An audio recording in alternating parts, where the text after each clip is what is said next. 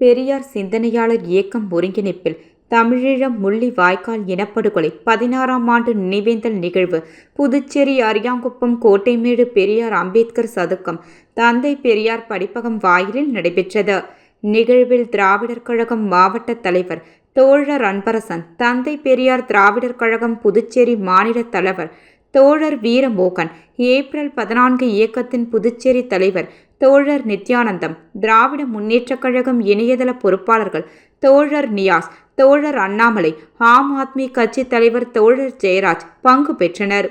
விடுதலை சிறுத்தைகள் கட்சியின் கடலூர் மாவட்ட பொறுப்பாளர் வழக்குரைஞர் திரு மார்பன், புதுச்சேரி பழங்குடியினர் இருளர் பாதுகாப்பு இயக்கத்தின் தலைவர் விசிகா தோழர் ஏகாம்பரம், தந்தை பெரியார் திராவிடர் கழகம் புதுச்சேரி மாநில செயலாளர் தோழர் சுரேஷ், விடாது கருப்பு தோழர் நாத்திகன் கிருத்திகா ஆகியோர் பங்கு பெற்று உரையாற்றி தியாகச் சுடரேற்றி வீரவணக்கம் செலுத்தினர்.